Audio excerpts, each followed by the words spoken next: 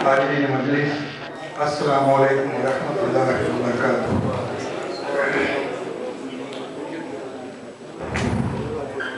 मंच में विराजमान सभी काबिल एहतराम हज़रात, मुस्लिम राष्ट्रीय मंच के राष्ट्रीय संयोजक जनाब मोहम्मद अफजाल साहब, मुस्लिम राष्ट्रीय मंच के राष्ट्रीय संयोजक संगठन श्री गिरीश गोयल जी, मुस्लिम राष्ट्रीय मंच के सभी राष्ट्रीय सह संयोजक,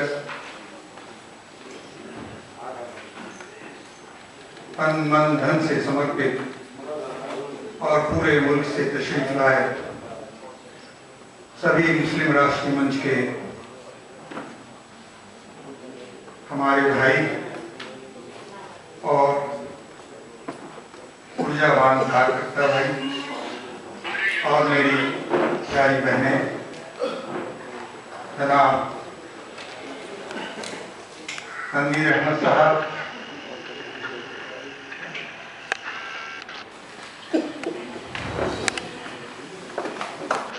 राम भाव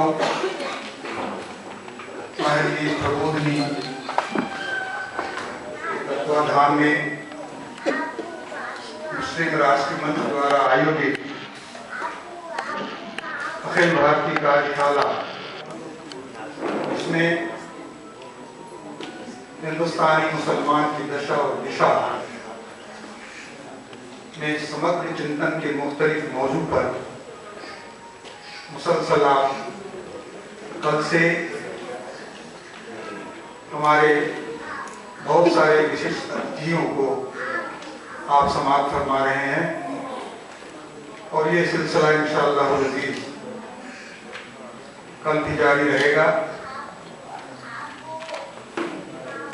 शाम का वक्त है, आपकी जो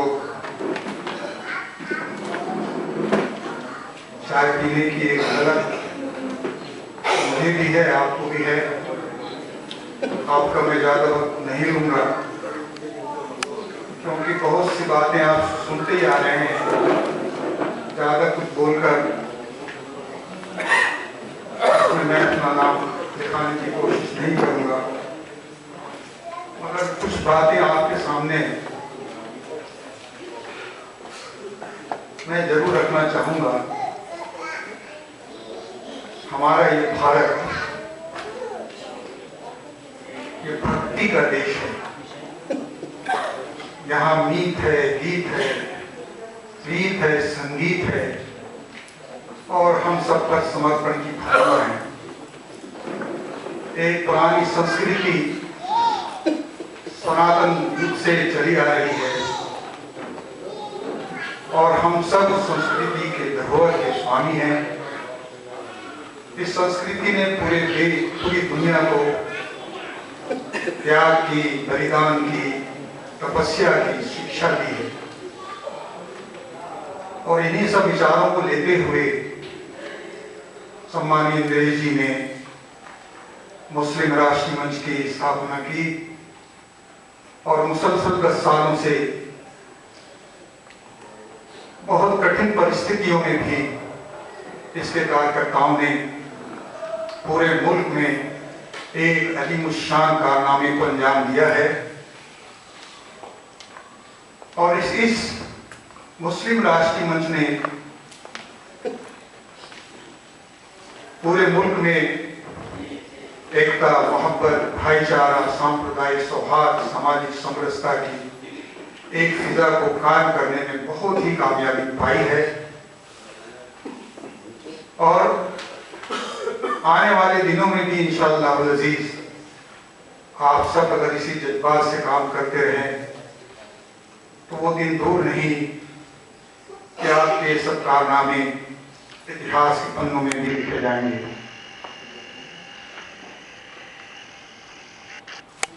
सबसे पहले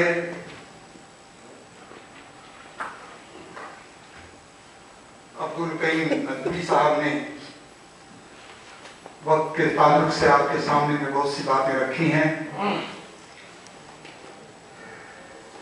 इस सभागृह में एक ऐसी शख्सियत भी मेरी नजरों के सामने है जो न जाने कितने सालों से वक्त के ताल्लुक से उनका मुताला रहा है और हम लोग भी उन्हीं से सीखते हैं। उनका नाम जनाब तनवीर अहमद साहब है। मैं चाहूंगा आप लोग उनसे जोरदार तालियों से आप उनका स्वागत करिए। वो शख्सियतें हैं जो हम लोगों को वो रास्ता दिखाते हैं जिन रास्तों पर चलकर हम पूरी कौम को कामयाबी की मंजिल की तरफ ले जाने के लिए रवां दवा रहते हैं।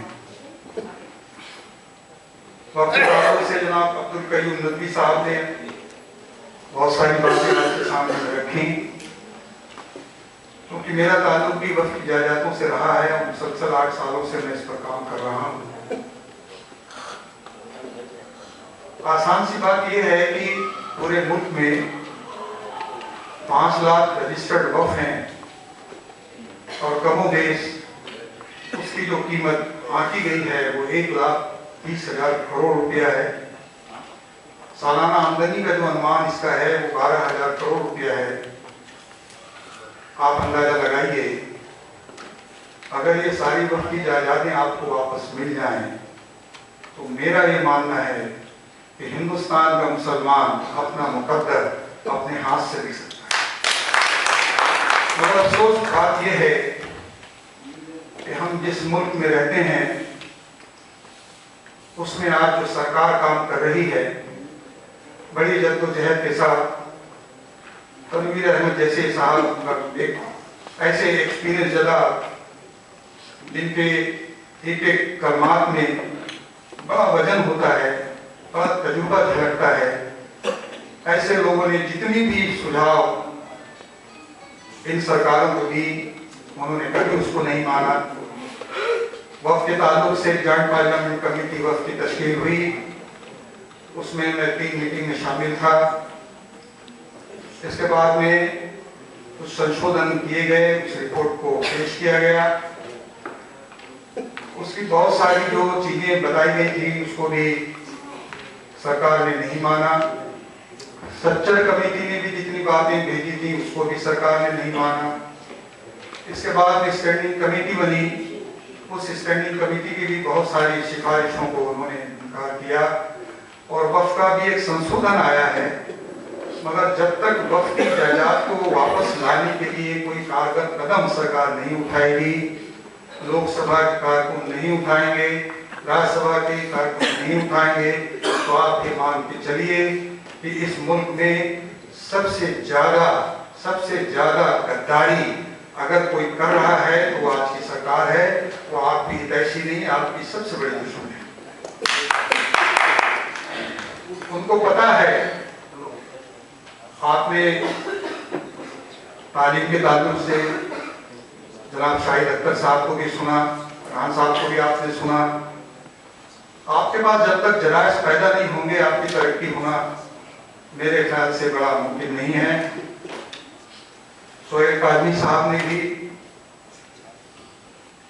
दीनी बातों के ताल्लुक से, नबी करीम सल्लल्लाहु अलैहि वसल्लम के ताल्लुक से और बहुत सारे नबियों के ताल्लुक से भी उन्होंने अपनी बात को रखा।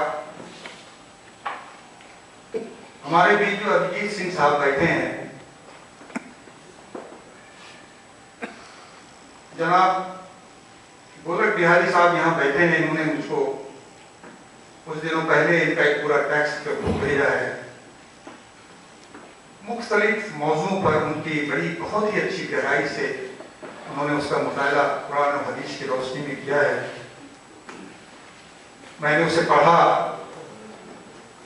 और पढ़कर मैं आपको बताऊं कि मुझे दिली खुशी का एहसास हुआ है कि अभिजीत सिंह जैसे लोग अगर कुरान और हदीस का मुताला करके इतनी खूबसूरत पहल कर सकते हैं तो इतना आप अंदाजा जरूर लगा लें कि आपकी मेहनत कहीं ना कहीं कामयाब हो रही है। और हम लोगों के बीच में जो एक सांप्रदायिक सौहार्द के साथ भाईचारा और एकता का जो गुलदस्ता जो आप सब मिलकर बना रहे हैं, उसकी खुशबू कहीं न कहीं अभिजीत सिंह जैसे लोगों को भी जा रही है। और मैं अपनी तरफ से चाहूंगा कि आप अभिजीत सिंह जी का जोरदार तालियों से आप कि एक वो सरकारी मुलाजिम है, बैंक में काम करते हैं, इसके बाद भी आज की तारीख में वो मुसलमानों के मुख्तलिफ मसाइल के बारे में इतनी गहराई से मुताला कर रहे हैं। और ऐसी शख्सियतों को मेरा तो ये मानना है कि कुछ गैबानी ताकतें होती हैं जो ऐसे इंसानों की मदद किया करती हैं, तभी ऐसी चीज़ें निखर कर सामने आती हैं, वरना इंसानी तकाज़ों में मेरी समझ से बात मुमकिन नहीं है। हमारी बहन नाज़नीन अंसारी ने भी आपके सामने में अपनी बातों को रखा।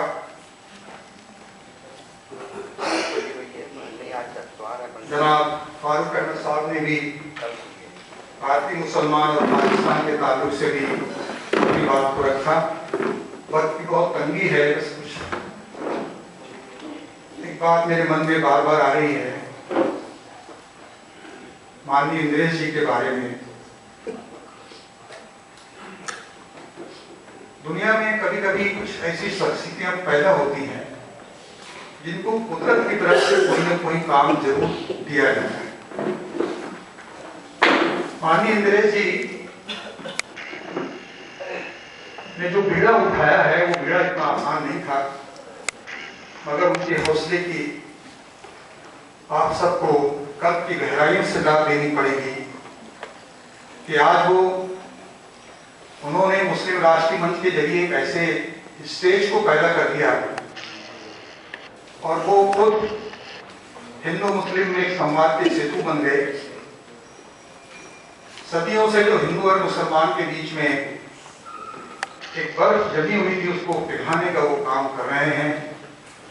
सदियों से जो हिंदू मुसलमान के बीच में गलतफहमियां फैली हुई थी उनको वो दूर करने का काम कर रहे हैं और उनको बहुत सारी तकलीफें भी झेलनी पड़ रही हैं। आपको अंदाजा होगा अजमेर में ब्लास्ट हुआ, कांग्रेस की पूरी सरकार लग गई, कांग्रेस के राजस्थान के मुख्यमंत्री को गिरा दिया गया, पूरी उन्होंने एक रचना रची और माननीय इंद्रेश जी को उस कार्ड में फंसाने के लिए पूरी सरकार लग गई।